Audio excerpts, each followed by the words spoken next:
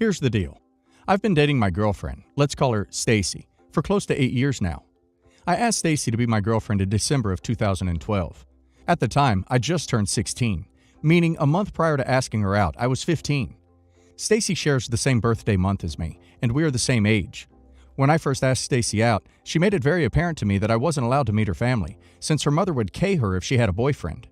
At age 16, being in a secret relationship wasn't a problem. I understood her situation, i.e., her mother was, by definition, a narcissistic, overly religious person who cared about her own reputation more than the well-being of her children. Her mother forced her to go to church, participate, told her how to dress, what schools to go to. Basically, her mother had her foot in every single decision my girlfriend made. Stacy always tried to make whatever little time for me she could. Now, don't get me wrong, I appreciated the little 15-minute dates we had every Thursday, where she was let out of school early and could come hang out with me before her mother got home for church. I appreciated every effort she made for me. However, her mother was so bad that if Stacy was out of line or did something the mother didn't like, she would disconnect Stacy's phone, not let her out of the house, wouldn't give her money if she needed it, and God forbid Stacy was outside for anything past her curfew. She'd literally get harassed over the phone. Her mother would call her non-stop, and the disgusting texts. Basically, the mother created such a toxic living environment for her that she never wanted to bring me around. So it really affected our relationship from the inside out. Now, what in the world does the mother have to do with her not getting a ring? I mean, at the age of 16, it was cool with me to be a secret. But I turned 24 this Sunday, and I haven't met one aunt, one uncle, no grandparents. Aside from her cool cousin and her sister, her entire family does not know she's dating me.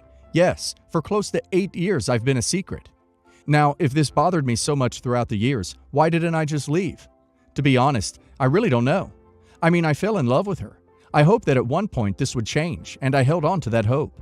It's ducked up. For the last 8 years, I haven't seen her once on her birthday, Christmas, Thanksgiving, graduations, celebrations, family parties.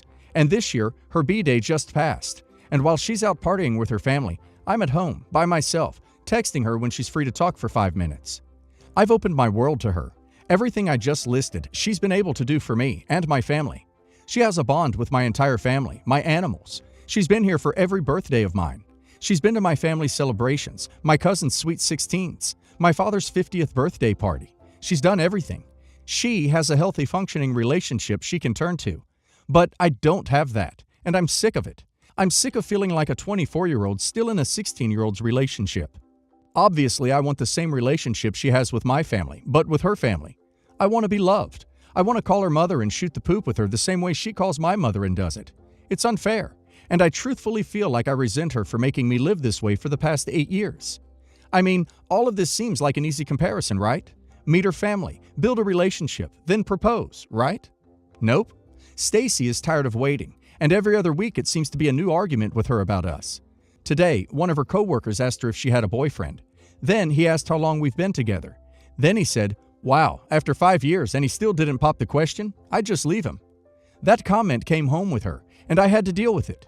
So somebody she doesn't know from a hole in the wall just told her how to feel, who doesn't know her, doesn't know her relationship, her story, but she values his words more than she values mine. Here's what I want. I'm 23 years old, turning 24. I just landed a fantastic job that was ripped away from me 6 months ago that I cannot return to, and I cannot rely on when quarantine is over. I live at home. I have some savings, but I'm sleeping in a bunk bed still, and I'm currently still dependent on my parents. The first step I was about to take into the real world and finally start becoming a man was ripped away from me. I know I'm not ready now. I can't support us. I can't support myself. There's nothing I can do right now to be married or even think about starting a family. So all I asked her for was one simple thing: patience. If she could just wait for me to get comfortable, land a decent job, have some money saved before we make our major life decision. She doesn't want to wait. It's been 8 years already, and I look like a dumb butt still dating you, is what I have to hear every second week. I tell her all the time that we should become roommates and live together in a studio apartment when things get back to normal. But she doesn't want to move in unless we're married, which is another huge problem I have, and she won't budge on that. So now I'm in a relationship where I'm being forced to propose to her and have her go home and tell her family that some mystery man that nobody knows put a ring on her finger. Live at home for the next few years and move in with her when I finally get married. I see this as all backwards, and she refuses to understand where I come from. I'm a very level-headed person. I understand where she's coming from, and I understand her frustration. But she doesn't show me sympathy or empathy. I tried to give her multiple compromises. I said to her simply, let's move out, split a cheap apartment, build, meet your family, and get married when the time's right. However, Stacy refuses. She won't move in with me, doesn't want to introduce me unless she's married or engaged, and wants me to engage ASAP. I'm tired of compromising for her to tell me no, it's my way or the highway. I love this girl. I don't want to be with anybody else, but I can't throw my life away, commit to a major obligation to her when I'm not happy. She refuses to listen, refuses to see my side, and now this is the third fight we've had in the past month where she walked out on me saying she's going to find somebody else. I'll be honest, I don't want her to. I've been thinking about just proposing and working on building us, but I feel as if all I'm doing is allowing her to push the envelope on me and will force me into other situations, like children or a house if I say yes to her and don't compromise. I really don't know what to do now. We've been together since we were 15, 16. We grew together. Many people told me 8 years from age 16 is much different than 8 years from 22, and I don't know if that's true anymore. She's pressing me hard, and I don't want to lose her, but at the same time, I'm afraid of making the wrong decision. All I can say is she's at level 30 in her relationship, and I feel like I'm still at level 5. If she's hidden you from her family for 8 years, what else is she hiding? Are you the secret or just a secret? Sorry, just seems foul. It's unclear to me why you want to stay with her, to be honest. You already have resentment towards her for not introducing you to the family for 8 years. That is not normal at all. Also, she doesn't even listen to you or care what you want or need at all. And why do you think that would change once you're married? This relationship seems extremely unbalanced. Marriage is two people uniting, yes, but it's also two families joining together. So you're expected to become part of a family you don't even know. It's ridiculous to expect that from you. Putting myself in your situation, that would feel really discouraging, upsetting, and I'd feel like an outcast. This bit that you wrote is what caught my attention the most. But I feel as if all I'm doing is allowing her to push the envelope on me and will force me into other things, like children or a house if I say yes to her and don't compromise. Spot on. It will only get worse from here.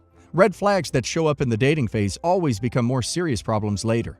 You could see a therapist to discuss this situation, but I think you'll get similar feedback. Me, 31 male, and my now fiancé, 26 female, have been together now for the last 5 years.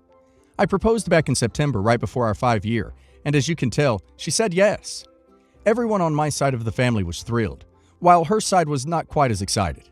My fiancé is a very introverted, passive lady, which probably comes from her emotionally mother. I am a very direct person, so her mother was careful with what she said around us because I would call her out on her behavior in front of the rest of the family, which is why she doesn't like me. As our years of dating went on, my fiancé became more confident in herself, finishing her master's, getting her dream job, making good money, and just happy for the first time in a long time. Her mother resents her for her accomplishments because she never did anything with her life. Married twice, never finished school, very self-centered, dead-end jobs, in debt she will never be able to pay back, and addicted to whatever pills she can find. Just to paint a picture for you. October hits now. Her mother demands that she throws the bridal shower since she is the mother of the bride. We were hesitant, but were told the aunts would help financially, so we said yes. 1 week later, we got a call saying everything was booked and taken care of. We were honestly shocked it was done so quickly and paid for, so we thanked her and put it out of our minds. 2 weeks ago, we got a phone call from her father saying that her mother and aunts couldn't afford the deposit of $100 deposit. I know. When questioning why they lied to us, her mother would just keep repeating, "It's your aunt's fault," while laughing.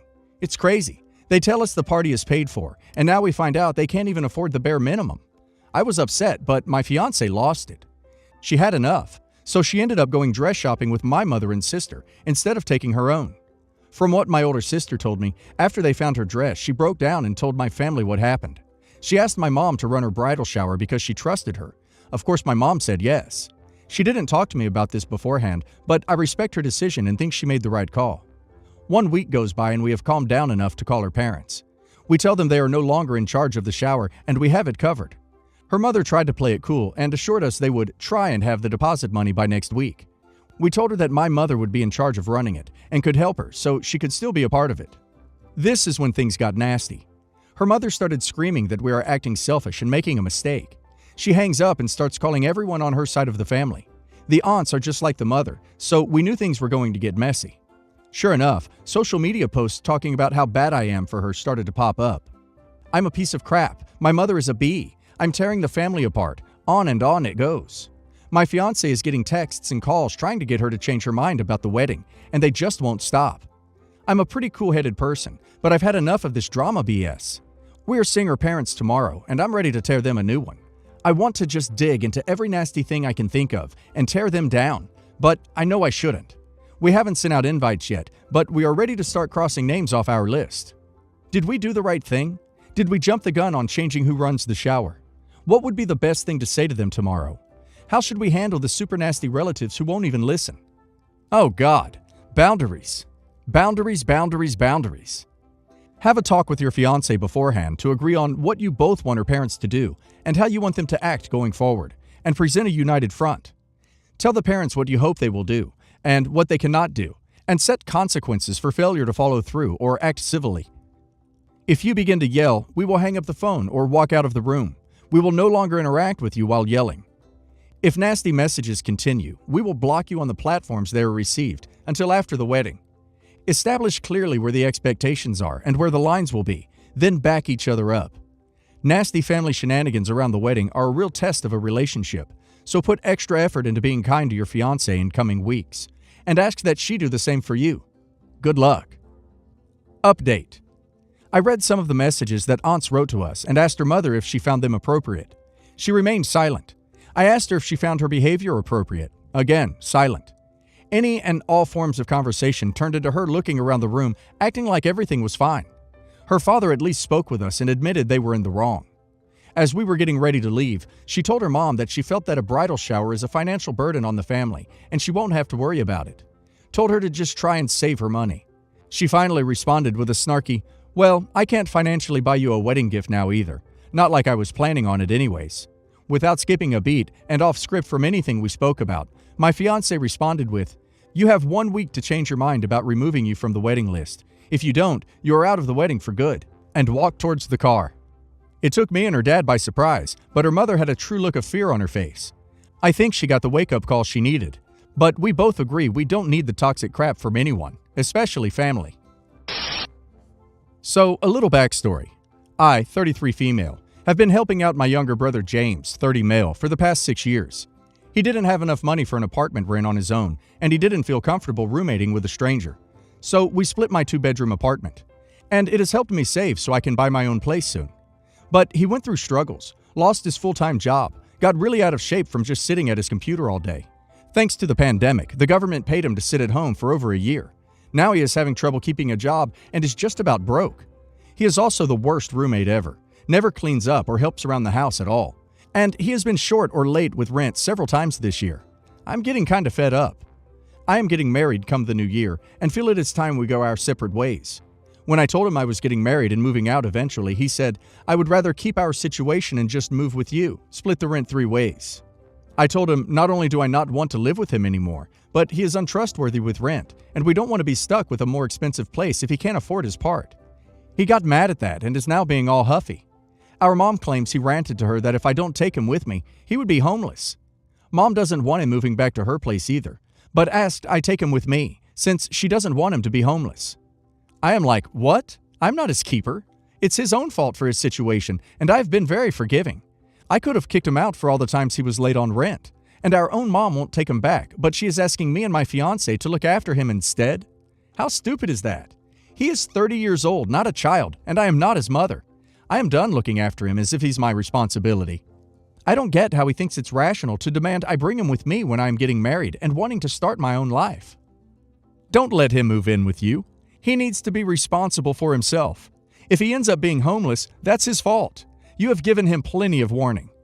This is what happens when you raise a child to be a spoiled brat. He thinks everything is about him. The worst thing I read here is that he is 30. He is a grown man, and if he is incapable of standing on his own by now, then he never will be. I have seen spoiled men living off their families into their 50s, and they are just worthless. For the sake of your marriage and for your brother's sake, he will not grow unless he has to. Kick him out ASAP. Tell him he has 60 days and that's it. And if he is homeless, that's his fault, not yours. Good luck.